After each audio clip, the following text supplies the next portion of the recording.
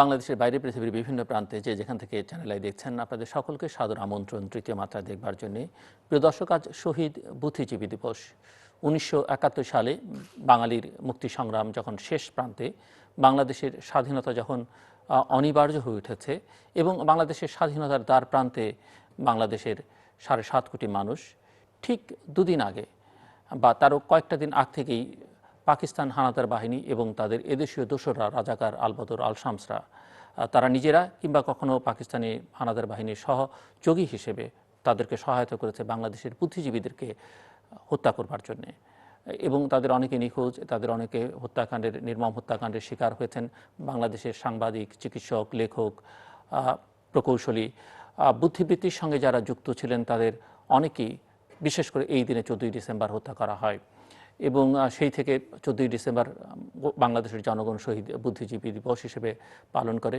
আর মাত্র দুদিন পরে বাংলাদেশ তার বিজয় দিবস উদযাপন করবে। আগামী মার্চে বাংলাদেশ স্বাধীনতার 50তম বার্ষিক উদযাপন করবে। এক কঠিন সময়ের মধ্যে দিয়ে যাচ্ছে গোটা পৃথিবী এবং বাংলাদেশ কঠিন সময়ের মধ্য দিয়ে যাচ্ছে এই অর্থে যে কোভিড-19 একদিকে, কোভিড-19-এর সঙ্গে সংশ্লিষ্ট নানা বিষয় নিয়ে এখানে গণতন্ত্রের প্রশ্ন, নির্বাচনের প্রশ্ন, এখানে দুর্নীতির প্রশ্ন, এখানে মানবাধিকারের প্রশ্ন, এখানে ধর্ষণের মতো, ধর্ষণ মাদকের মতো নানান সামাজিক ব্যাধি বাংলাদেশকে আচ্ছন্ন করে ফেলেছে। তার মধ্যেও বাংলাদেশের উন্নয়ন অগ্রযাত্রা অব্যাহত আছে। কোনো কোনো ক্ষেত্রে বাংলাদেশ বিশ্ববাসীরও প্রশংসা করেছে, সেটিও অস্বীকার করবার কোনো সুযোগ নেই। যদিও রাজনীতি খানিকটা স্থিমিত, এর মধ্যে আমরা লক্ষ্য করছি বাংলাদেশের স্বাধীনতার স্থপতি বঙ্গবন্ধু শেখ মুজিবুর রহমানের ভাস্কর্য নির্মাণকে কেন্দ্র করে বেশ কিছু ধর্মীয় গোষ্ঠী প্রতিবাদমুখর, তারা কোথাও কোথাও ভাস্কর্য ভাঙচুর করছেন এবং এটি নিয়ে উভয় পক্ষের মধ্যেই নানা রকমের বাক বিতণ্ডা, এক ধরনের অস্থিতিশীল পরিবেশ তৈরি করবার চেষ্টা হচ্ছে বলে অভিযোগ আছে। সরকারের দিক থেকে বলা হচ্ছে এর পেছনে আছে বিরোধী শক্তি বিএনপি, জামাত। অন্যদিকে বিরোধীরা বলছে যে সরকারের দিক থেকেই এখানে খানিকটা ইন্ধন আছে, কারণ সরকার চাইছে পশ্চিমা দেশগুলোর দৃষ্টি আকর্ষণ করতে যে বাংলাদেশে উগ্র ধর্মীয় গোষ্ঠী আছে এবং এদেরকে নিয়ন্ত্রণ করবার জন্য বর্তমান সরকারই বেশ কার্যকর। এই সব নানা বিষয়ের মধ্যে দিয়ে বাংলাদেশ এগুচ্ছে এবং এইসব বিষয় নিয়ে আমরা আজকে কথা বলবো। তবে শুরুতেই শহীদ বুদ্ধিজীবী যারা 1971 সালে জীবন দিয়েছেন বাংলাদেশের স্বাধীনতার জন্য এবং সেই সঙ্গে যে 30 লক্ষ মানুষ জীবন দিয়েছেন তাদের সকলকে আমরা গভীর শ্রদ্ধার সঙ্গে স্মরণ করছি। তাদের প্রতি আমাদের শ্রদ্ধা, কৃতজ্ঞতা, ভালোবাসা এবং যারা নানাভাবে ত্যাগ স্বীকার করেছেন তাদের প্রতি আমাদের শ্রদ্ধা, কৃতজ্ঞতা এবং ভালোবাসা। আজকে এই দিনে কথা বলবার জন্য আমাদের সঙ্গে ঢাকার গুলশানের বাসা থেকে যুক্ত হচ্ছেন স্বাধীন বাংলা ছাত্র সংগ্রাম পরিষদের অন্যতম নেতা এবং বঙ্গবন্ধু শেখ মুজিবুর রহমানের অত্যন্ত ঘনিষ্ঠজন। তিনি সেই সময়টাতে বাংলাদেশ ছাত্রলীগের সভাপতির দায়িত্ব পালন করেছেন। যে 4 ছাত্র নেতাকে 4 খলিফা হিসেবে অভিহিত করা হতো, তিনি তাদের অন্যতম অনল বর্ষী বক্তা হিসেবে, যার সুখ্যাতি গোটা বাংলাদেশ জুড়ে। এবং স্বাধীনতা পূর্বকালে, স্বাধীনতা উত্তরকালে তিনি জাতীয় সংসদের সদস্য নির্বাচিত হয়েছেন এবং এই মুহূর্তে তিনি তার প্রিয় সংগঠন বাংলাদেশ ছাত্রলীগের নেতাকর্মীদের জন্য গড়া সংগঠন, তাদের কল্যাণের জন্য গড়া সংগঠন প্রক্তন ছাত্রলীগ ফাউন্ডেশনের চেয়ারম্যান নূর আলম সিদ্দিকী আজকে আমাদের অতিথি। স্বাগত মিস্টার সিদ্দিকী আপনাকে তৃতীয় মাত্রায়। এবং আমি প্রথমেই আপনার কাছে আজকের এই বিশেষ দিনটিকে স্মরণ করবার জন্য বলবো, কারণ আপনি সেই সময় মুক্তিযুদ্ধের একজন সংগঠক, মুক্তি সংগ্রামেরও একজন সামনের সারির ছাত্রনেতা।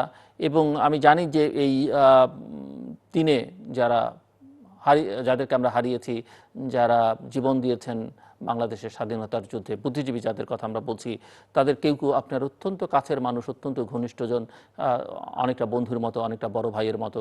সব মিলিয়ে আপনার কাছ থেকে একটু শুনতে চাই মিস্টার নূর আলম সিদ্দিকী।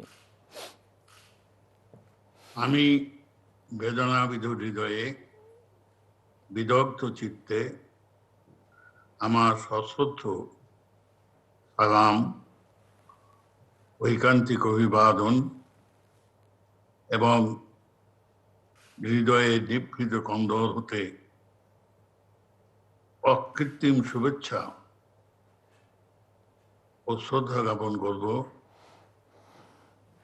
যাদের অপরিসীম আত্মত্যাগ, বুক নিশ্চিত তাজা রক্ত, যে বন্দের বৈদগ্ধ্যের যন্ত্রণার মধ্য দিয়ে বাংলার পূর্ব দিগন্তে পরাধীনতার বক্ষ বিদীর্ণ করে স্বাধীনতার সূর্য উদিত হয়েছিল সেই সব মুক্তিযোদ্ধাদের। আমি মুক্তিযোদ্ধা বলতে শুধু রণাঙ্গনে যারা যুদ্ধ করেছেন তাদেরকে কখনোই মনে করি না। বাংলার তখনকার ৭.৫ কোটি মানুষ যারা সশস্ত্র শক্তির বিরুদ্ধে নিরস্ত্র হওয়া সত্ত্বেও অকুত ভয়ে নির্ভীক চিত্তে শুধু প্রতিবাদ করে নাই, প্রতিরোধ গড়ে তুলেছিল, তাদের বিরুদ্ধে মুক্তিযুদ্ধে সক্রিয়ভাবে অংশ নিয়েছিল অথবা মুক্তিযোদ্ধাদের সক্রিয় সাহায্য সহযোগিতা করেছিল, তাদের অকৃত্রিম হৃদয়ের ব্যাবিত ভালোবাসায় উজ্জীবিত হয়ে আমরা স্বাধীনতা সংগ্রামকে এগিয়ে নিয়ে যেতে সাহস পেয়েছি, অনুপ্রেরণা পেয়েছি, উদ্বুদ্ধ হয়েছি, উদ্গত উদ্যত উত্থত পূর্ণায়ত পদ্ধতির মতো বিকশিত হয়েছি। সেই সমস্ত বাংলার মানুষের অযৌত নিযুত সাহসী মনকে আমি গভীর শ্রদ্ধা জানাই। আজকে 14ই ডিসেম্বর যারা লেখনীর মাধ্যমে, যারা তাদের মেধা প্রতিভার মাধ্যমে, যারা তাদের উদ্ভাবনী শক্তির মাধ্যমে বাংলাদেশের মানুষকে উজ্জীবিত করতেন, অনুপ্রাণিত করতেন, সাহিত্য শাসন থেকে স্বাধিকার, স্বাধিকার থেকে স্বাধীনতার আন্দোলনের উত্তরণে যাদের লেখনী বাংলার মননকে, বাংলার মানুষের মননশীলতাকে তীব্রতর করেছিল, প্রজ্বলিত করেছিল, উদ্ভাসিত করেছিল, সেই সমস্ত লেখক ও সুধী সমাজকে হত্যা করা হয়েছিল 14ই ডিসেম্বর। হত্যার একটি উদ্দেশ্য ছিল বাংলার মানুষকে মেধা শূন্য করে দেওয়া। হত্যার একটা উদ্দেশ্য ছিল বাংলাদেশকে প্রতিভাহীন করে দেওয়া। রাজনৈতিক অঙ্গনে সক্রিয় রাজনীতিতে অংশগ্রহণ না করেও যারা উদ্ভাবনী শক্তি, অনুপ্রেরণার উৎস হিসেবে কাজ করেছিলেন, সেই মরহুম সিরাজউদ্দিন হোসেন থেকে অসংখ্য সাংবাদিক, বুদ্ধিজীবীকে হত্যা করে তারা এই দেশটিকে একদম হঠাৎ করে থমকে দেওয়ার চেষ্টা করেছিল, হতচকিত করে দেওয়ার চেষ্টা করেছিল। তারা এদেশকে ভয়ে, আতঙ্কে, সংশয়ে একটা দ্বিধা পথবান্তে নিমজ্জিত করার চেষ্টা করেছিল। সেই চেষ্টা ব্যর্থ হয়েছে। যারা সেদিন শহীদ হয়েছেন তাদের বিদেহী আত্মা মাগফিরাত কামনা করছি এবং তাদের শহীদ আত্মা সেই যে ত্যাগ, সেই ত্যাগ যে বৃথা যায় নাই। আমি সিরাজউদ্দিন হোসেন থেকে শুরু করে সবার বিদেহী আত্মার প্রতি একটি কথা জানাবো যে তোমাদের ত্যাগ, তোমাদের প্রতিভা, তোমাদের উদ্ভাবনী শক্তি কোনোটাই ব্যর্থ হয় নাই। আমরা পরাধীনতার বক্ষ বিদীর্ণ করে স্বাধীনতার সূর্যকে ছিনিয়ে আনতে পেরেছি। আজকে আমরাও যারা জীবন সাহান্যে এসে দাঁড়িয়েছি, স্বাধীনতার 49 বছর পেরিয়ে যাচ্ছে, আমরা মনে করি যে বাংলাদেশ স্বাধীনতার পথ পরিক্রমণ করেছিল গণতান্ত্রিক আন্দোলনের সোপান উত্তরণের মধ্য দিয়ে। বাংলাদেশের স্বাধীনতা আন্দোলনের মূল শক্তি ছিল পেন্টাগন নয়, ক্রেমলিন নয়, চীন নয়, ভারত নয়। বাংলাদেশের স্বাধীনতা আন্দোলনের শক্তির উৎস ছিল বাংলার জনগণের হৃদয় নিশ্চিত অকুণ্ঠ সমর্থন এবং সহযোগিতা। সেই বাংলার মানুষ, সেদিনকার ৭.৫ কোটি মানুষ, আজকে ১৭ কোটি মানুষ বাংলাদেশের প্রশ্নে, বাংলাদেশের স্বাধীনতার প্রশ্নে ৭০ নির্বাচনের যে নিরঙ্কুশ ম্যান্ডেট, স্বাধীনতার মূল নেতা, স্বাধীনতার স্থপতি এবং স্বাধীনতার মূর্ত প্রতীক বঙ্গবন্ধু শেখ মুজিবুর রহমানকে ১৬৭টি আসনের মধ্যে জাতীয় পরিষদে ১৬৫টি আসনে বিজয়ী করে তারা যে নিরঙ্কুশ নিরঙ্কুশ ম্যান্ডেট দিয়েছিল, সেই ম্যান্ডেটটি ছিল জাতীয়ভাবে এবং আন্তর্জাতিকভাবে স্বাধীনতা আন্দোলন পরিচালনা করার মূল শক্তি এবং পাথর। জি, বঙ্গবন্ধু ৭ই মার্চের ডাক দিতে পারতেন না। ৭ই মার্চের ওই 18 মিনিটের বক্তৃতাটির মধ্যে যে উদাত্ত আহ্বান ছিল, এবং আমরা ১লা মার্চ থেকে শুরু করে ২৫শে মার্চ পর্যন্ত আন্দোলনের যে একটি সোপান তৈরি করে দিয়েছিলাম বঙ্গবন্ধুকে আমরা চলার জন্য যে রাস্তা বিনির্মাণ করে দিয়েছিলাম, বঙ্গবন্ধুর আন্দোলনকে আমরা বেগবান করার জন্য যে শক্তির উৎস তৈরি করে দিয়েছিলাম, সেটি কখনোই সম্ভব হতো না ৭০-এর নির্বাচনে নিরঙ্কুশ ম্যান্ডেটটি আমরা না পেলে।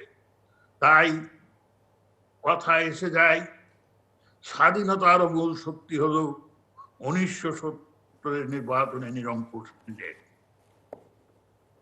জনাব জিল্লুর, আপনার অনুষ্ঠানের মধ্য দিয়ে আমি সারা বাংলাদেশের নতুন প্রজন্মকে জানাতে চাই, সেদিন স্বাধীনতার প্রশ্নে এবং স্বাধীনতার নেতৃত্ব বঙ্গবন্ধু শেখ মুজিবুর রহমানের প্রশ্নে কোনো আমাদের মধ্যে দ্বিধা দ্বন্দ্ব ছিল না। কিন্তু আজকের প্রজন্ম শুনে রাখুন, একদল চেয়েছিলেন স্বাধীনতার পূর্বেই, মানে নির্বাচনের পূর্বেই বাংলার স্বাধীনতার তদানীন্তন পূর্ব পাকিস্তানের স্বাধীনতার ডাক দিতে। আমরা যখন পল্টন ময়দান থেকে বলতাম নির্বাচন নির্বাচন, একমাত্র স্বাধীনতা আন্দোলনের পাথেও আমরা বলতাম ৭০-এর নির্বাচন প্রধানমন্ত্রিত্ব নির্বাচিত করা নির্বাচন নয়, ৭০-এর নির্বাচন বাংলাদেশকে স্বাধীনতা করার জনগণের রায় এবং ম্যান্ডেট। এই ম্যান্ডেট না নিবে আমরা বাংলার মানুষের নিরঙ্কুশ সংখ্যাগরিষ্ঠ সমর্থন পাবো না, বাংলার মানুষকে একটা ঐক্যের বন্ধনে আবদ্ধ করতে পারবো না, এবং পৃথিবীর মানুষের দৃষ্টি আকর্ষণ এবং তাদের সহানুভূতি আদায় করতে পারবো না।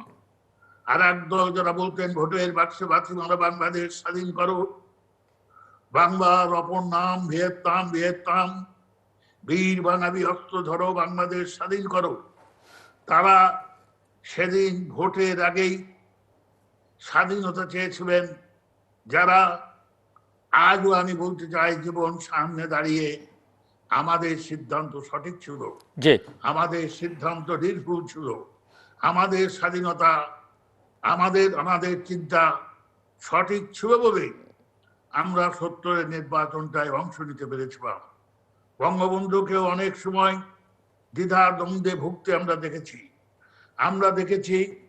বঙ্গবন্ধুর কাছে যখন বৈজ্ঞানিক সমাজতন্ত্রের নামে বিপ্লবীরা গিয়ে এবং অন্যান্য সশস্ত্র বিপ্লবীরা গিয়ে বঙ্গবন্ধুকে যখন বোঝাতে চেষ্টা করতেন, বঙ্গবন্ধুকে যখন তারা বলতেন যে একমাত্র সশস্ত্র বিপ্লবী বাংলাদেশের স্বাধীনতা আনতে পারে, তার বিপক্ষে যখন আমি যে কথা বলতাম, আমরা যে যখন বলতাম যে বিপ্লব আমাদের করতে হবে, অস্ত্র আমাদের তুলে নিতে হবে, কিন্তু তার আগে আমাদের প্রয়োজন একটা নির্বাচন। একটি নির্বাচনের মধ্যে আমরা নিরঙ্কুশ ভাবে জনগণের ম্যান্ডেট নিয়ে আসতে চাই। সেই ম্যান্ডেটই হবে দুনিয়ার মানুষের কাছে আমাদের প্রধান অস্ত্র। সেই ম্যান্ডেটই হবে পশ্চিমা শক্তির সশস্ত্র শক্তির বিরুদ্ধে লড়াইয়ের আমাদের একমাত্র অস্ত্র। আমরা আল্লাহ তাআলার অশেষ রহমতে 2টি আসন বাদে নুরুল আমিন সাহেব আর ত্রিদীপ রায়, এই 2টি আসন বাদে 165টা আসনে বিজয়ী হলাম, এবং সেটাই ছিল বড় ম্যান্ডেট। জি, সেইটাই ছিল ম্যান্ডেট। কিন্তু এটা পাকিস্তানের শক্তিও বুঝতে পারে নাই, পাকিস্তানের শক্তিও বুঝতে পারে নাই যে ভিতরে ভিতরে বাংলার মানুষ কতটুকু ঐক্যবদ্ধ হয়েছে।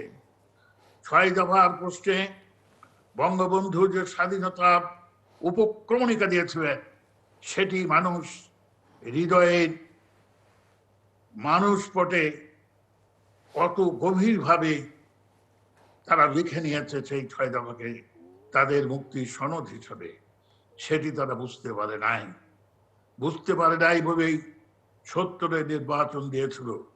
যদি তারা বুঝতো যে বাংলার মানুষ এতখানি নিগুড় ঐক্যবদ্ধ, বাংলার মানুষ বঙ্গবন্ধুর প্রতি এতখানি প্রতিশ্রুতিবদ্ধ, এতখানি প্রতিজ্ঞাবদ্ধ, তাহলে হয়তো তারা নির্বাচনটা পিছিয়ে দিয়ে আরো কিছুদিন বিশৃঙ্খলা সৃষ্টির চেষ্টা করত।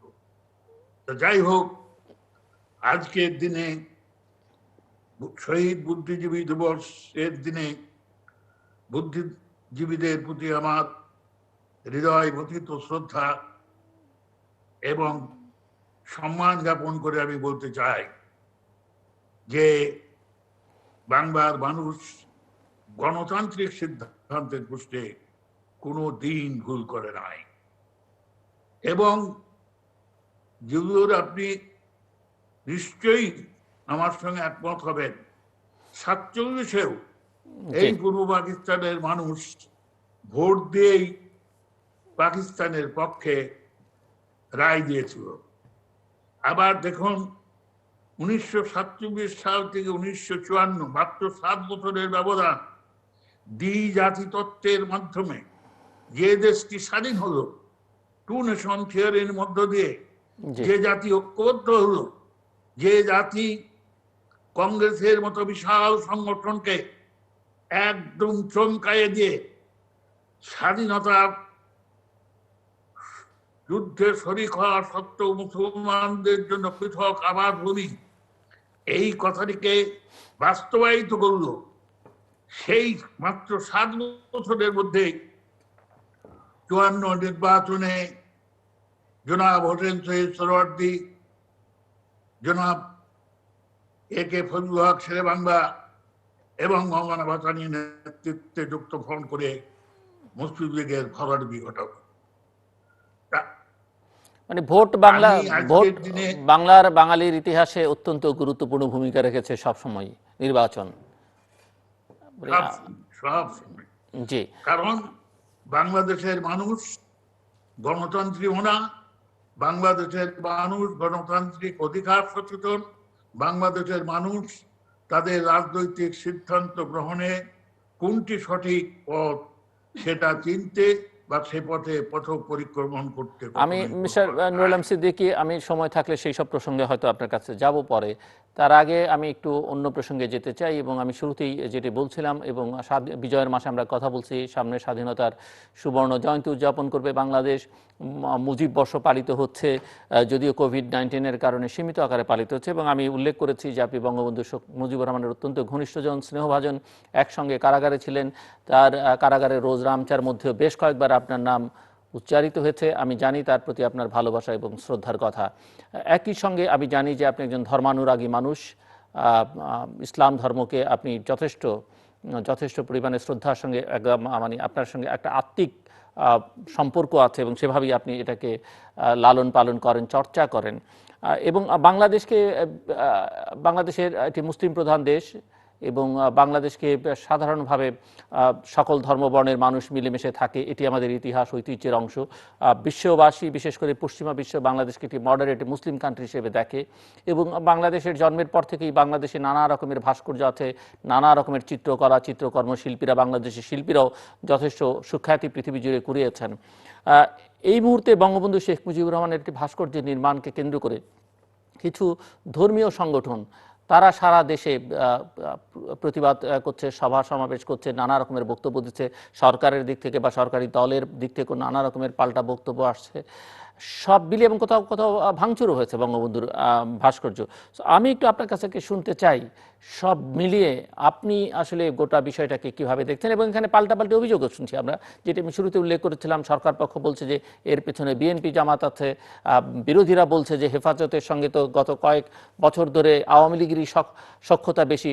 অথবা সরকার, কেউ কেউ বলছে যে সরকার আমেরিকায় নতুন প্রশাসন আসছে, তাদের দৃষ্টি আকর্ষণ করবার জন্য এদেরকে সাময়িক সময়ের জন্য একটা উস্কানি দিয়ে মাঠ গরম করবার চেষ্টা করছে, যাতে মনে হয় যে বাংলাদেশে আসলে এই ধর্মীয় উগ্র গোষ্ঠী আছে। তো সব মিলিয়ে হোয়াটস ইউ টেক, মানে আপনি কি মনে করছেন, কিভাবে দেখছেন আপনার বক্তব্যকে মিস্টার নুরুল আলম সিদ্দিকী? আপনাকে ধন্যবাদ। বিষয়টি খুবই সেন্সিটিভ দুদিক থেকেই। বঙ্গবন্ধু জাতির জনক, বঙ্গবন্ধু স্বাধীনতার স্থপতি, তার প্রশ্নে তার ভাস্কর্য দেশে হতেই পারে, এটা নিয়ে বিতর্ক করার অবকাশ খুবই কম। কিন্তু যারা মনে করেন ভাস্কর্য ইসলাম ধর্মের চিন্তা, চেতনা, মনস্বতার পরিপন্থী, যারা মনে করেন এটা মূর্তি পূজার কাছাকাছি, যারা মনে করেন মূর্তি পূজা ইসলামের সম্পূর্ণ হারাম, তাদের অনুভূতিতে এই ধরনের ভাস্কর্য যে একেবারেই আঘাত হানবে না, সে কথাও বলা যায় না। আমি জাস্ট একটু ইন্টারাপ্ট করি, যে এই যে যাদের কথা আপনি বলছেন বা আমিও বলছিলাম, তারা কিন্তু গত 50 বছরে অনেক ভাস্কর্য বাংলাদেশে আছে, সেগুলো নিয়ে সেই অর্থে সোচ্চার ছিল না। সেই ভাঙাভাঙি কোথাও কোথাও কখনো কখনো হয়েছে, কিন্তু এতটা সরব, এতটা সজা, মানে সোচ্চার কখনোই তাদেরকে দেখা যায়নি। আমি আপনার সঙ্গে পূর্ণ একমত। বঙ্গবন্ধুর ভাস্কর্য তৈরি নিয়ে এই মৃতপ্রায় সংগঠনগুলো নতুন করে প্রাণ ফিরে পেতে চাইছেন। আমি বাংলাদেশের প্রধান বিরোধী দল, তাকে আজকে ভঙ্গুর রাজনৈতিক দল হিসেবে আখ্যায়িত করি। এদেশে অনেক অনেক রাজনৈতিক ইস্যু এসেছিল ইতিমধ্যে, যেটা নিয়ে তারা সগৌরবে রাজনৈতিক পথ পরিক্রমণ করতে পারতেন, মিছিল করতে পারতেন, আন্দোলন করতে পারতেন, বাংলাদেশকে উজ্জীবিত করতে পারতেন না, কিন্তু বিএনপি তো এই বিতর্কে খুব একটা সামনে নেই, সামনের দিকে নেই, এবং তারা না। তো বিএনপি সামনে নাই, কিন্তু বিএনপি যাদেরকে সাথে নিয়ে রাজনীতি করেন, জামাত, তারা এটার পেছনে ইন্ধন যোগাচ্ছে। এটা তো যদি অস্বীকার করি তবে আমি জেগে ঘুমাবো। সেই কারণেই আমি আপনাকে বলছি যে এটা অনভ্যুপিত, এটা অনাকাঙ্ক্ষিত। এটা এই যে বঙ্গবন্ধুর ভাস্কর্য নিয়ে তারা যে মাঠ গরম করার চেষ্টা করছেন, এটা অনভ্যুপিত। এটা অন্তত মুক্তিযুদ্ধের একজন সামান্যতম কর্মী হিসাবে আমি এটা প্রত্যাশা করি না। আর আরো একটা কথা আমি আপনাকে বলেছি, আপনি জানেন আমি নিষ্ঠাবান মুসলমান কিনা জানি না, তবে আমি ইসলামিক অনুশাসন মেনে চলার চেষ্টা করছি। স্বাধীনতার 50 বছর পরে হঠাৎ করে সরবে সগৌরবে বঙ্গবন্ধুর ভাস্কর্য তো প্রতিটি বাঙালির হৃদয়ের মণিকুঠায়, বঙ্গবন্ধুর ভাস্কর্য তো প্রতিটি মানুষের হৃদয়ের পরতে পরতে, রন্ধ্রে রন্ধ্রে বাংলার মানুষ বঙ্গবন্ধুকে ভালোবাসে। এই প্রশ্নে বিতর্ক হবে, এরকম কোন পদক্ষেপ নেওয়া কি আজকে আমাদের উচিত হবে? বঙ্গবন্ধুর প্রশ্নে বাংলাদেশে আজকে নতুন করে বিতর্ক সৃষ্টি করার কোনো উপকরণ তৈরি করলে সেটা আমার মনে হয় বঙ্গবন্ধুকে সম্মান জানানোর চাইতে তাকে অসম্মান জানানো বা অশ্রদ্ধা প্রদর্শনেরই নামান্তর হয়। তা আপনি জানেন বঙ্গবন্ধুর প্রতি আমার ভালোবাসা, বঙ্গবন্ধুর প্রতি আমার শ্রদ্ধা, বঙ্গবন্ধুর প্রতি আমার আনুগত্য। আমি তার রাজনৈতিক অতি বিশ্বস্ত একজন কর্মী। বঙ্গবন্ধু যতদিন একদল করেন, বাকশাল করেন, সেদিনও আমি তার বিরোধিতা করেছিলাম, কারণ আমি বঙ্গবন্ধুর চাইতেও আমার হৃদয়ের সিংহাসনে যে বিবেকে জাগ্রত আসন, তাকে বেশি শ্রদ্ধা করি। তাই আমি বাকশালের বিরোধিতা করেছিলাম। কিন্তু আপনার মনে আছে যে আমি বাকশালের বিরোধিতা করার পর তো সামরিক জান্তা, সেই ২৬ জন সামরিক বাহিনীর লোক, সামরিক বাহিনীর থেকে অবসরপ্রাপ্ত এবং সামরিক বাহিনীর মধ্যে থাকা লোক যখন একটা অমানবিক কু করে, কুয়ের নামে একটা অমানবিক হত্যাযজ্ঞ করল, তারপরে আমি কিন্তু রেহাই পাই নাই। আমাকে প্রায় ১৯ মাস কারাগারে থেকে রিট করে বেড়ায় আসতে হয়েছে ১৫ই আগস্টের পর। অতএব স্বাধীনতার সপক্ষের শক্তি আর স্বাধীনতার বিপক্ষ শক্তি, এতে একই দেশে দুটি রাজনৈতিক ধারা বয়ে আসছে। একটা বিশাল সংখ্যাগরিষ্ঠ আর একটি অতি সংখ্যালঘিষ্ঠ। কিন্তু এই সংখ্যালঘিষ্ঠরা অত্যন্ত সক্রিয়। এই সংখ্যালঘিষ্ঠরা অর্থ, বিত্ত, প্রাচুর্য এবং ষড়যন্ত্রের সুতা গাঁথার প্রশ্নে, ষড়যন্ত্রের জাল বুনার প্রশ্নে তারা অত্যন্ত সূক্ষ্ম এবং পারদর্শী। তাই যখনই তারা সুযোগ পায়, যখনই তারা সামান্যতম যে দিক দিয়ে সুদ যেতে পারে, সে জায়গায় তারা হাতি অনুপ্রবেশের প্রচেষ্টা চালায় দেয়। সে চেষ্টা তারা করছে, কিন্তু আমার মনে হয় না যে এই ধর্মান্ধ রাজনীতিক যারা ধর্মের নামে রাজনীতি করে, যারা মানুষের গণতান্ত্রিক অনুভূতিকে আঘাত করতে চায়। দেখেন, এ দেশ অসাম্প্রদায়িক দেশ। ভারতের মতো বিশাল অসাম্প্রদায়িক দেশেও মধ্যে মধ্যেই সাম্প্রদায়িক দাঙ্গা হয়, মধ্যে মধ্যেই সেখানে মানুষ নিধন হয়। আজকের ভারতের প্রধানমন্ত্রী নরেন্দ্র মোদী, তিনি সশরীরে গুজরাটের সামরিক দাঙ্গায় অংশগ্রহণ করেছিলেন। তা আমি আপনাদের বলতে চাই, বাংলাদেশ যখন কোন রকমের সাম্প্রদায়িক উস্কানির মুখোমুখি দাঁড়িয়েছে, তখনই তীব্র প্রতিবাদে, তীব্র বিস্ফোরণে ফেটে পড়েছে। আজকে বুদ্ধিজীবী দিবস, যে সিরাজউদ্দিন হোসেনকে হত্যা করা হলো, যখন ১৯৬৪ সালে মাদারে মিরবাতের পরাজয়ের পর আইয়ুব খানের কিছু মুখ চেনা গুন্ডা এবং দালাল, তারা এদেশে একটা সাম্প্রদায়িক দাঙ্গা সৃষ্টি করার চেষ্টা করলো বীরপুরে। তখনকার সিটি এসপি মামুনুর রশিদকে যখন হত্যা করা হলো, বাঙালি বলে তাকে হত্যা করা হলো, তিনি অসাম্প্রদায়িক ছিলেন বলে তাকে হত্যা করা হলো, তখন ওই ইত্তেফাকে সিরাজউদ্দিন হোসেন হেডিং দিয়েছিলেন, বাঙালিরা রুখিয়া দাঁড়াও, পূর্ব বাংলা রুখিয়া দাঁড়াও। তা আমার কথা হলো, তখন আমরা ছাত্রলীগের তরফ থেকে দাঙ্গা বিরোধী সংগ্রাম পরিষদ গঠন করেছিলাম। আল্লাহ বেহেশতি নসিব করুক, জনাব আতাউর রহমান খান সাহেব, তিনিও সেই দাঙ্গা বিরোধী আন্দোলনের সঙ্গে যোগ দিয়েছিলেন। আমাদের কেন্দ্রীয় কমিটির একজন সদস্য, বয়সের চাপে আমি তার নাম ভুলে গেছি, আমি তার বিদেয়ী আত্মার মাগফিরাত কামনা করি। তিনি দাঙ্গা বিরোধী এই সংগ্রামকে এগিয়ে নিতে যে শহীদ হয়েছেন। তো যাই হোক, যখনই বাংলাদেশে সাম্প্রদায়িক দাঙ্গা সৃষ্টি করার চেষ্টা করা হয়েছে, বাংলাদেশের অসাম্প্রদায়িক সাধারণ মানুষ, জনগণ, বাঙালি যারা, বাঙালি জাতীয়তাবাদে বিশ্বাস করে যারা, বাংলার ঐতিহ্যে বিশ্বাস করে যারা, যারা বিশ্বাস করে মাটি আমার সোনা আমি করি তার ধর্ম বৃত্তান্ত ঘোষণা, যারা বিশ্বাস করে বাংলার রূপ দেখিয়াছি তাই পৃথিবীর রূপ খুঁজিতে যায় না, এই মাটি, এই মানুষ, এই ধান ক্ষেত, এই পাট ক্ষেত, এই দেশের প্রতিটি প্রাকৃতিক সৌন্দর্য যাদের হৃদয়কে বিমুগ্ধ করে, যাদের হৃদয়কে উজ্জীবিত করে, যাদের হৃদয়কে প্রাণিত করে, যাদের হৃদয়কে উদ্বেলিত করে, যাদের হৃদয়কে উচ্ছ্বসিত করে, বাঙালি জাতির বিরুদ্ধে ষড়যন্ত্রে রুখে দেওয়ার জন্য যাদেরকে হিমাচলের অটলতা নিয়ে দাঁড়িয়ে যেতে সাহস যোগায়, সহানুভূতি যোগায়, সেই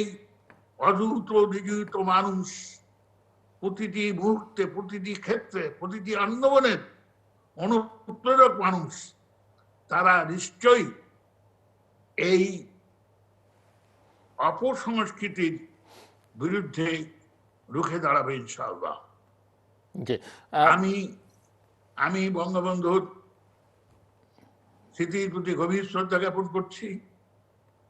আমি শহীদ বুদ্ধিজীবী দিবস আজ প্রতিটি শহীদ বুদ্ধিজীবীর স্মৃতির প্রতি গভীর শ্রদ্ধা জ্ঞাপন করছি।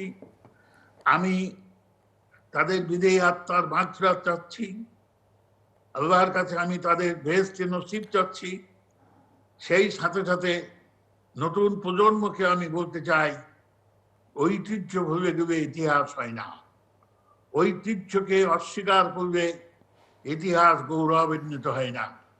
আমার নতুন প্রজন্মের ভাইরা, আপনারা যে যেখানে আছেন, আপনারা অতীত ঐতিহ্যের ধারাবাহিকতায় আপনাদের সুনাম, আপনাদের পূর্বসূরীদের অর্জিত সম্মানকে, অর্জিত সমস্ত কৃতিত্বকে ধরে রাখার এবং এগিয়ে নিয়ে যাওয়ার চেষ্টা করবেন। আজকে যারা ছাত্রলীগ করেন, আমি তাদের প্রতি আহ্বান জানাবো, আপনাদের আদর্শ ওই হবের সিদ্ধ হবের নয়। আপনাদের আদর্শ ওই ধরনের জোয়ার পৃষ্ঠপোষকতা দেখানোর নয়। আপনাদের আদর্শ হচ্ছে রাজনৈতিক পথ পরিক্রমণের। আপনাদের আদর্শ হচ্ছে বাংলার জনগণকে সাথে নিয়ে গণ সমুদ্রের ফেনী চূড়ায় বিশ্বভিয়াসের মতো জমে ওঠা। আপনাদের আদর্শ হচ্ছে আগ্নেয়গিরির গলিত লাভার দাবানবের মতো প্রজ্বলিত হওয়া। আজকে দেশে মানবাধিকার শূন্যের কোঠায় এসে দাঁড়িয়েছে। গণতন্ত্রের বিরোধী দলের অস্তিত্ব নাই বললেই চলে। আমি কাউকে কটাক্ষ করব না, কিন্তু ক্যান্টনমেন্টের গর্ভে সামরিক নেতৃত্বের ঔরসে যে দলটি জন্ম হয়েছিল, সেই দলটি আজকে বিকলাঙ্গ হয়ে পড়েছে। সেই দলটি আজকে রাজনৈতিক পথ পরিক্রমণের মাঝে নাই। সেই দলটি আজ মিছিল রাজপথে দেখা যায় না। সেই দলটির কোনো প্রতিবাদ সভা আজকে চোখে পড়ে না। সেই দলটির যিনি প্রধান নেত্রী, তিনি আজকে সরকারি দলের প্রধানমন্ত্রীর অনুগ্রহে আশ্রিতা। তিনি কারাভোগের বড় মেডিকেল গ্রাউন্ডে প্রধানমন্ত্রীর আনুকূল্যে রাষ্ট্রপতি দ্বারা সাজা স্থগিত রেখে বাইরে জীবনযাপন করছে। এই সমস্ত মিলিয়ে বলা যায় যে বাংলাদেশে আজকে রাজনৈতিক একটা প্রচন্ড শূন্যতা চলছে। সেটি এখন বলছে অনেকে যে যখন আমরা স্বাধীনতার সুবর্ণ জয়ন্তী উদযাপন করব 50 বছর, আপনি যেটি আপনার সূচনা বক্তব্যে ভোটের কথা বলছিলেন এবং এখন আপনি গণতন্ত্রের কথা বলছেন, বিরোধী দলের অনুপস্থিতির কথা বলছেন, যে অনেকেই মনে করেন যে বাঙালির রক্তে ভোট, যে বাঙালির রক্তে গণতন্ত্র, যে বাঙালির রক্তে প্রতিবাদ, নির্বাচন, সেই এবং রক্তের রাজনীতি, সেই বাঙালির এখন রাজনীতি থেকে অনেক দূরে। বাঙালি এখন ভোট কেন্দ্রে ভোট দিতে যায় না। গণতন্ত্র এখন অনেকটা নির্বাসিত কারো কারো ভাষায়। তো এবং মানবাধিকারের কথা আপনিই বলছিলেন।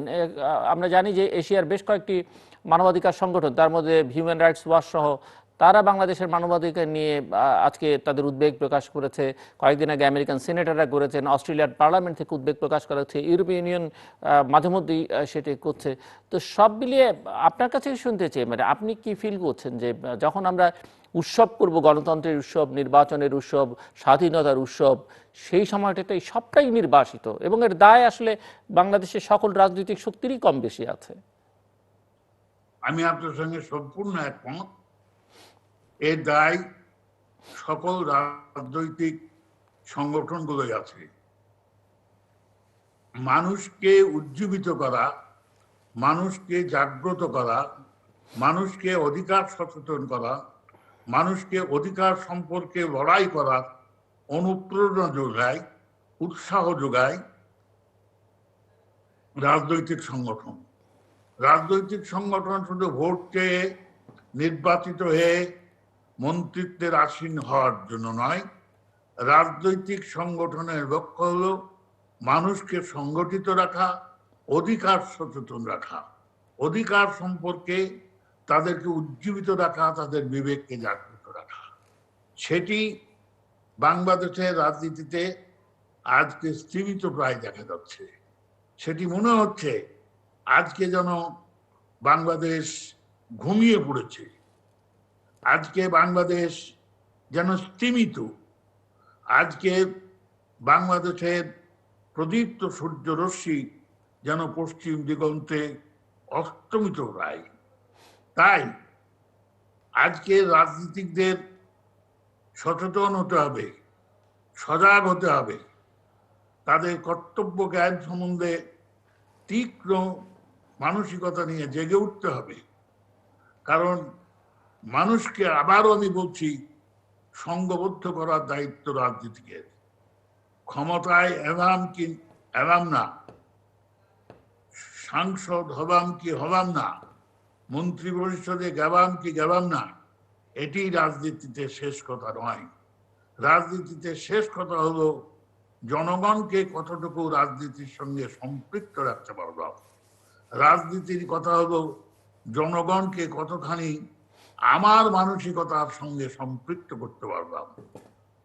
রাজনীতিকের দায়িত্ব হলো মানুষের বিবেককে কতখানি জাগ্রত করতে পারলাম, কতখানি দেশপ্রেমে উজ্জীবিত করে প্রয়োজনে আন্দোলনের সঙ্গে সম্পৃক্ত করতে পারলাম। আন্দোলনের জন্য আন্দোলন, বিরোধিতার জন্য আন্দোলন, এটি যেমন আন্দোলন সঠিক নয়, তেমনি আন্দোলনের প্রয়োজনের সময়ে আন্দোলন সৃষ্টি করতে ব্যর্থ হওয়া, এটিও হচ্ছে রাজনৈতিক ব্যর্থতা। আজকে আমি পূর্বেই বলেছি যে বিএনপি আজকে মৃতপ্রায়। বিএনপির নেতৃত্ব আজকে মোটামুটি ভাবে নিস্তব্ধ। অনেকেই অনেক ধরনের কথা বলছেন। কেউ কেউ বলছেন বিএনপির একটা অংশ সরকারের সঙ্গে হাত মিলিয়েছে, সরকারের সঙ্গে আঘাত করেছে। আমি কারো নাম উচ্চারণ করতে চাই না। আবার কেউ কেউ বলছেন বিএনপির আরেকটি অংশ ঠিক করেছে এখন কোন রকমের ঘাপটি মেরে থেকে নির্বাচনের সময় তারা দান মেরে দেবে, তারা বাজি মাত করে ফেলবে। আমি এই পক্ষকে বলতে চাই জিনিসটা এত সহজ নয়, জিনিসটা এত সরল ভাবে আপনারা নেবেন না যে সারা বছর স্থিমিত থাকবেন, নির্জীব নিস্তব্ধ থাকবেন, নিষ্প্রভ থাকবেন, হঠাৎ নির্বাচনের সময় দাও দাও করে জ্বলে উঠবেন আর মানুষ তাতেই অনুপ্রাণিত হবে, তাতেই উজ্জীবিত হয়ে আপনাদের পাশে এসে দাঁড়াবে। এটা কখনো হয়ও নাই, কখনো হবেও না। কিন্তু আমি একটা কথা নিঃসংকোচে বলতে চাই, অকুত ভয়ে বলতে চাই, যে আজকের এই যে দিনটি আপনারা দেখছেন, প্রায় মৃত্যু, প্রায় নিস্তব্ধ, প্রায় নিষ্প্রভ, প্রায় আন্দোলনবিহীন, এটি শেষ কথা নয়। 1958 সালের কথা,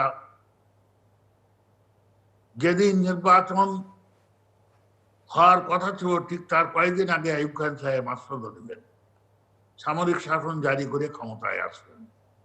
আসার পরে 1968 সালে তিনি ঘোষণা দেবেন, ডিকেড উদযাপন করে ঘোষণা দেবেন যে পাকিস্তানে গণতন্ত্রের পূর্ণ বিকাশ হয়েছে তার ওই বেসিক ডেমোক্রেসির মাধ্যমে, এবং বাংলাদেশের রাজনৈতিক তখনকার পূর্ব পাকিস্তানে, সারা পাকিস্তানে রাজনৈতিক স্থিতিশীলতা এসেছে। এতখানি স্থিতিশীলতা কখনোই পাকিস্তানের রাজনীতিতে ছিল না। আইয়ুব খান সাহেবের এই ঘোষণার 3 মাস পরেই 11 দফা আন্দোলনের মধ্য দিয়ে দেশে গণ অভ্যুত্থান হয়ে গেল। আমার কথা হচ্ছে কি, আজকের এই নিষ্প্রভ দিনটি শেষ কথা নয়, আজকের এই দিনটি শেষ দিন নয়, আজকের দিনের পরেও দিন আছে।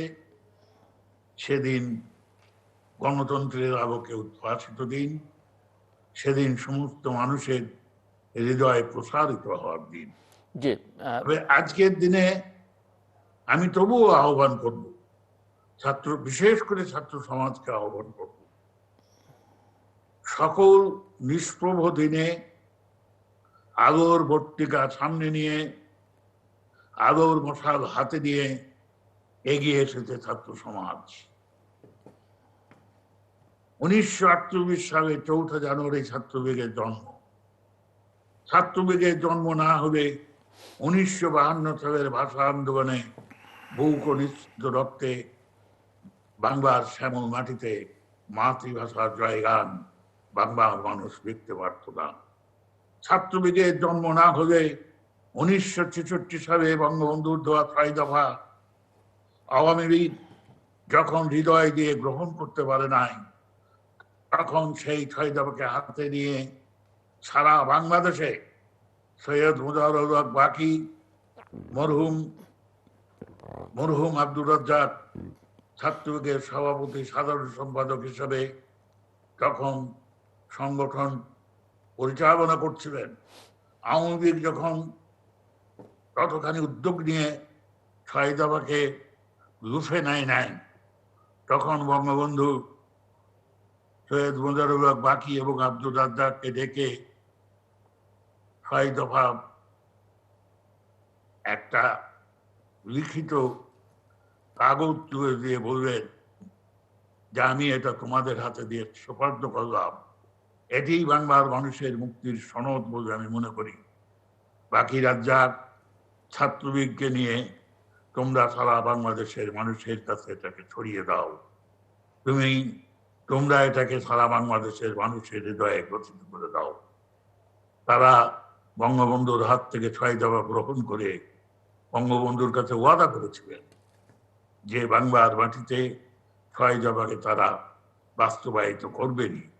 তদানীন্তন পূর্ব পাকিস্তানে তখনকার সময় প্রায় নিষ্প্রাণ, প্রায় নিস্তব্ধ, প্রায় নিষ্প্রভ পূর্ব পাকিস্তানে ওই 6 দফাকে সামনে নিয়ে সমস্ত ছাত্র সমাজকে ঐক্যবদ্ধ করে, জাগ্রত করে, উজ্জীবিত করে, অনুপ্রাণিত করে, উদ্বেলিত করে, উৎসাহিত করে তারা 6 দফা 7 জুন থেকে ক্রমশ এগাতে 24শে জানুয়ারি সেখানে গণ অভ্যুত্থান হলো। তারপর আমরা কারাগার থেকে বেরিয়ে আসলাম, আমরা এসে আন্দোলনের সঙ্গে যোগ দিলাম। তা সেই সব বঙ্গবন্ধু খুব সম্ভবত 21শে ফেব্রুয়ারি বা 10ই ফেব্রুয়ারি, আমার ঠিক মনে নাই, কারামুক্ত হবেন। আগরতলা ষড়যন্ত্র মামলা চূর্ণ বিচূর্ণ হয়ে গেল, তারা প্রত্যাহার করে নিতে বাধ্য হলো। এই আন্দোলনের শুরু, বঙ্গবন্ধু রাউন্ড টেবিল কনফারেন্সে গেবেন, ওখান থেকে তিনি ফিরে আসবেন। রাউন্ড টেবিল কনফারেন্সে যাওয়ার আগে রেস করছে যে 10 লক্ষ মানুষের সমাবেশে তিনি ভাষণ দিয়েছিলেন। আমার স্পষ্ট মনে আছে, হয়তো আপনারা আর্কাইভ খুঁজে পাবেন। বঙ্গবন্ধু বলেছিলেন, মনু মিয়া মারা যাওয়ার সময় আমার আলমকে বলে গেছে মুজিব ভাইয়ের সঙ্গে দেখা হলে বলবেন যে আমি 6 দফার জন্য জীবন দিয়ে গেলাম, কারণ 6 দফায় বাংলার মানুষের মুক্তির সনদ। আমি পশ্চিম পাকিস্তানের রাউন্ড টেবিল কনফারেন্সে যোগ দিতে যাচ্ছি। বাংলার মানুষ, তিনি অশ্রুসিক্ত নয়নে বললেন, আপনারা শুনে রাখুন, বনু মিয়ার বুকের রক্তে যে কথা সে আমার আলমের কাছে বলে গেছে, আমি সেই 6 দফার প্রশ্নে কখনো কোন অবস্থাতে আপোষ করব না। শেখ মুজিব জীবন দিবে, কিন্তু 6 দফার প্রশ্নে কোনো রকমের সমঝোতা করবে না। 6 দফা পরিপূর্ণভাবে আদায় করবে। শেখ মুজিবের জীবন সার্থক না করতে পারলে আমি মৃত্যুকে আলিঙ্গন করব। সেটা তিনি করেছেন। 6 দফার বাস্তবায়নের মধ্য দিয়েই জি 1970-এর নির্বাচনের ম্যান্ডেট এসেছে এবং সেই ম্যান্ডেটের মধ্যে 1970-এর নির্বাচনে বঙ্গবন্ধু 165টি আসন পেয়েছেন, যে আসনই তাকে 7ই মার্চের অসহযোগ আন্দোলনের ডাক দেওয়ার সাহস জুগিয়েছে, অনুপ্রেরণা জুগিয়েছে। মিস্টার সিদ্দিকী, জি আমি জাস্ট দুটো ছোট ছোট, আপনার কাছে আমার সময়ও খুব বেশি নেই, দুটো ছোট ছোট প্রশ্ন আছে। প্রথমটা আগে করি, সেটা হচ্ছে যে একটা ভিন্ন রকমের পরিস্থিতির মধ্য দিয়ে গোটা পৃথিবী যাচ্ছে গত ডিসেম্বরের 31 তারিখ থেকে, অর্থাৎ প্রায় 1 বছর হতে চলল এই মহামারী অতিমারীর সময় কোভিড। এবং এর মধ্যে আমি জানি যে আপনি বাংলাদেশের অন্যতম একজন শিল্পোদ্যোক্তা, আপনার কাছে এবং আমাদের ক্যাপিটাল মার্কেটও আপনি এক সময় চেয়ারম্যান ছিলেন ঢাকা স্টক এক্সচেঞ্জের, সব মিলে একটু আপনার কাছ থেকে শুনতে চাই যে এই কোভিড পরিস্থিতিতে বাংলাদেশের অর্থনীতির কি হালচাল বলে মনে হচ্ছে আপনার কাছে, খুব ছোট্ট করে বলবেন আমাকে।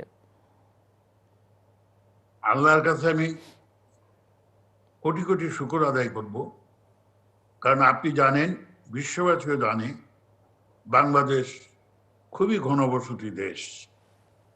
এই কোভিড বিশ্বের সর্বোন্নত দেশ আমেরিকায় এবং ইউরোপে যেভাবে মহামারী রূপে দেখা দিয়েছে, যেভাবে করাল গ্রাসে সমস্ত কিছু গ্রাস করেছে, মৃত্যুর সংখ্যা বোধহয় এখন পর্যন্ত আমেরিকায় সবচেয়ে বেশি। এমনকি সমাজতান্ত্রিক দেশেও রাশিয়া এবং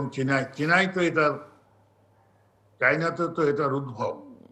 যাই হোক, অতি ঘনবসতির দেশ বাংলাদেশে কোভিডের যে মহামারী, যে ভয়াবহ রূপ দেখা যেতে পারত, আল্লাহর অশেষ রহমতে আমরা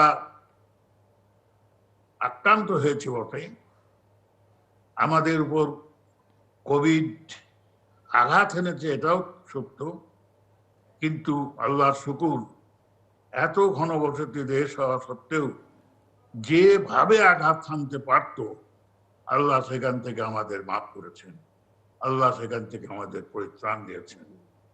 আমি শুধু বাংলাদেশের জন্য নয়, সারা পৃথিবীর মানুষের জন্য আল্লাহর কাছে কামনা করব, প্রার্থনা করব, আল্লাহ পাক এই গায়েবী গজব থেকে সারা বিশ্বকে আপনি ক্ষমা করে দেন, আপনি মাফ করে দেন। কোভিডের শোনা গেছে অক্সফোর্ড ইউনিভার্সিটি এর প্রতিষেধক বের করে ফেলেছে, এর প্রতিষেধক ইঞ্জেকশন তারা তৈরি করে ফেলেছে। আমাদের দেশে আসতে হয়তো সময় লাগবে, তবুও আমি সরকারের কাছে এই ক্ষেত্রে আবেদন জানাবো যে আপনারা গতানুগতিক ভাবে যাচ্ছি, যাব, করছি, করব, হচ্ছে, হবে, এইভাবে ঢিবাঢাবা ভাবে চেষ্টা করেন না। আপনারা সর্বোচ্চ প্রচেষ্টায় এই প্রতিষেধক ইঞ্জেকশন এনে বাংলাদেশের মানুষ যেন এই প্রতিষেধক ইঞ্জেকশনের সুফল পেতে পারে তার ব্যবস্থা গ্রহণ করুন।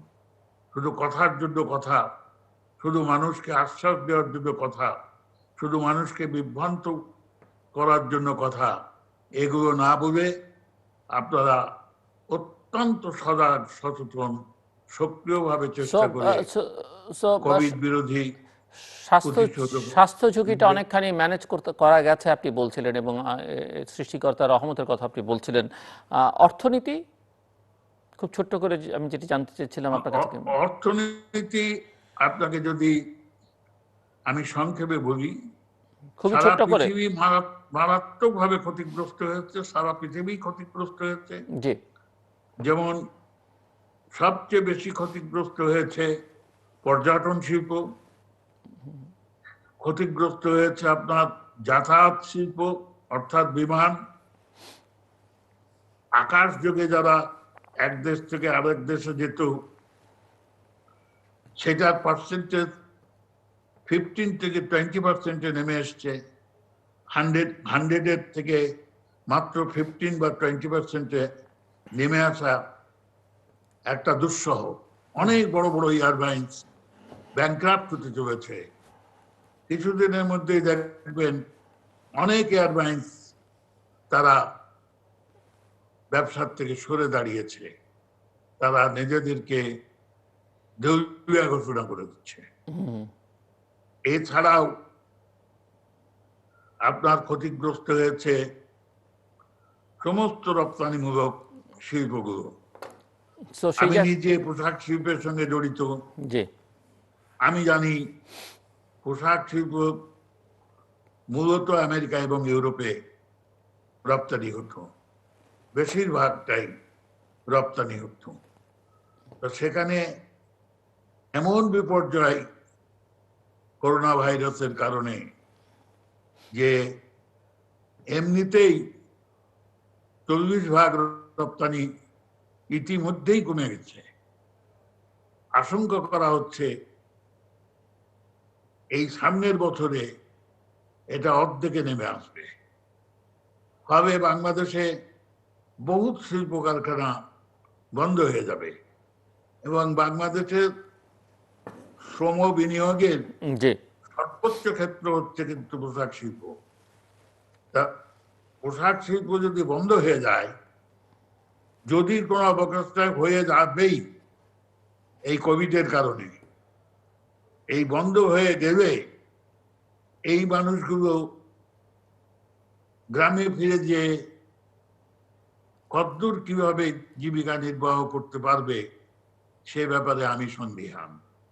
ব্যবসা বাণিজ্যের সঙ্গে সম্পৃক্ত আছি বলেই এটা আমাকে আতঙ্কিত করে, আশঙ্কিত করে, এটা আমাকে মারাত্মকভাবে ভাবিয়ে তুলে। যে আমি আরেকটা ছোট্ট প্রশ্ন করতে চাই, সময় আমার হাতে খুব বেশি নেই, যে কারণে আপনাকে এই জায়গায় আমি থামিয়ে দিচ্ছি। আমি জানি যে আপনি মার্কিন যুক্তরাষ্ট্রের রাজনীতি খুব নিবিড়ভাবে পর্যবেক্ষণ করেন এবং মার্কিন রাজনীতির খানিকটা আপনি অনুরাগীও বটে। সো মার্কিন যুক্তরাষ্ট্রে একটা বড় পরিবর্তন হলো এই নির্বাচনের মধ্য দিয়ে, অনেক নাটক, অনেক কিছুই আমরা দেখলাম। আমার ছোট্ট প্রশ্ন আপনার কাছে, যে আপনি কি মনে করেন নতুন প্রশাসন, নতুন সরকার এর সঙ্গে বাংলাদেশের সম্পর্ক কেমন হবে, দৃষ্টিভঙ্গি বাংলাদেশের প্রতি কি হবে কিনা? যদিও মার্কিন যুক্তরাষ্ট্রের কাছে বাংলাদেশ খুবই একটা ছোট্ট, মানে সারা পৃথিবীর নেতৃত্ব দিতে গিয়ে সেই অর্থে বাংলাদেশ খুব একটা গুরুত্ব বহন করে না, তারপরও। এবং দক্ষিণ এশিয়ার প্রতি তার দৃষ্টিভঙ্গি কি হবে, যেখানে ভারতের মতো প্রতিবেশী রাষ্ট্র বাংলাদেশের আছে এবং মার্কিন যুক্তরাষ্ট্রের সঙ্গে যার একটা সখ্যতা অনেক বেশি, এবং সে এই অঞ্চলটাকে মূলত ভারতের চোখ দিয়ে দেখবার চেষ্টা করেছে এতদিন। তো জাস্ট 2 মিনিট সময় আপনার জন্য এই বিষয়ে মন্তব্য করবার জন্য। জো বাইডেন একজন পোড় খাওয়া মানুষ, খুবই অভিজ্ঞ রাজনীতি। মাত্র 33 বছর বয়সে তিনি সিনেটর হয়েছেন। 33 বছর বয়সেই সিনেটের জন্য হওয়ার জন্য প্রয়োজন। তারপরে তিনি বারাক ওবামার 2টি টার্মেই ভাইস প্রেসিডেন্ট ছিলেন। তিনি সিনেটের প্রেসিডেন্ট ছিলেন। তার স্ত্রী দুর্ঘটনায় মারা গেছে, কন্যা দুর্ঘটনায় মারা গেছে। ব্যক্তিগত জীবনে তিনি খুব পোড় খাওয়া মানুষ। আমি আশা করব যে তিনি ছেলেও মারা গেছে। জি, ছেলেও মারা গেছে। তো তিনি যেহেতু নিজে স্বজন হারানোর বেদনায় বিদগ্ধ চিত্তের একটা মানুষ, তিনি অন্য দেশের মানুষগুলোর প্রতি অনুরক্ত কতখানি হবে বলা যায় না, কারণ মার্কিনী রাজনীতি, পররাষ্ট্রনীতি রাষ্ট্রপতির মাধ্যমে ঘোষিত হয় বা পরিচালিত হয়, কিন্তু নির্ধারিত হয় একটা স্থায়ী প্রশাসনিক ব্যবস্থার মাধ্যমে। ওখানকার প্রশাসনিক বা ব্যুরোক্রেটিক যে সিস্টেম, সেই সিস্টেমে রিপাবলিকান বা ডেমোক্রেট যে দল থেকেই রাষ্ট্রপতি নির্বাচিত হন না কেন, একটা খুলে দঞ্চে বদলে দেওয়ার মতো কোনো পরিবর্তন আসে না। দেখেন যে আমি একটা কথা, একটু ছোট্ট করতে হবে, আমাকে শেষ করতে হবে। হ্যাঁ, একটা কথা আমি আপনাকে অতি বিনয়ের সাথে বলতে চাই যে এই ট্রাম্প। ডোনাল্ড ট্রাম্প সমস্ত বিচারপতিদের নিয়োগ দিয়েছিলেন। সুপ্রিম কোর্টেরও প্রধান বিচারপতি সহ 3জন বিচারপতি নিয়োগ দিয়েছিলেন। জি। উনি আনন্দের বুগলে রসুন দিয়ে দাবাচ্ছিলেন যে উনি একটা কিছু আইনি সহায়তা পেয়ে যাবেন, কিন্তু তারা প্রমাণ করবেন, আমেরিকার বিচার ব্যবস্থা প্রমাণ করে দিল, এমনকি সংবাদপত্রগুলো প্রমাণ করে দিল, তারা কোনো ব্যক্তির সমর্থক নন, তারা রাষ্ট্রের সমর্থক, তারা শাসনতন্ত্রের সমর্থক। বেচারা ডোনাল্ড ট্রাম্প জি, একদম আহাম্মুখ হয়ে গেল, একটু শেষ করতে হবে। কোনো জায়গার থেকেই কোনো অবিবেচক সমর্থন পেল না। শেষে স্ত্রী কন্যার পরামর্শে তিনি এই ধরনের আইনি ব্যবস্থা গ্রহণের থেকে বিরত হবেন। এটা কি প্রমাণ করে? প্রমাণ করে যে আমেরিকা মাটি ও মানুষ, সংবাদপত্র থেকে শুরু করে রাজনৈতিক অঙ্গনগুলো জি, সবগুলোই রাষ্ট্রের প্রতি অনুগত, শাসনতন্ত্রের প্রতি অনুগত, গণতান্ত্রিক অনুশীলনের প্রতি অনুগত। ধন্যবাদ। জি, এই যে একেই বলে গণতন্ত্রের ধন্যবাদ। প্রাতিষ্ঠানিকতা। আমি আশা করব বাংলাদেশ এখান থেকে শিক্ষা গ্রহণ করবে এবং বাংলাদেশে গণতন্ত্র প্রাতিষ্ঠানিক রূপ পাবে। ব্যক্তিতান্ত্রিকতার বাইরে এসে শাসনতন্ত্র এবং রাষ্ট্রীয় ব্যবস্থার প্রতি মানুষের আনুগত্য স্থিতিশীল হবে।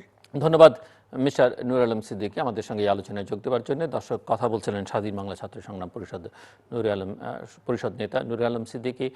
শহীদ বুদ্ধিজীবী দিবসে তিনি বুদ্ধিজীবীদের স্মরণ করছিলেন, শ্রদ্ধা জানাচ্ছিলেন।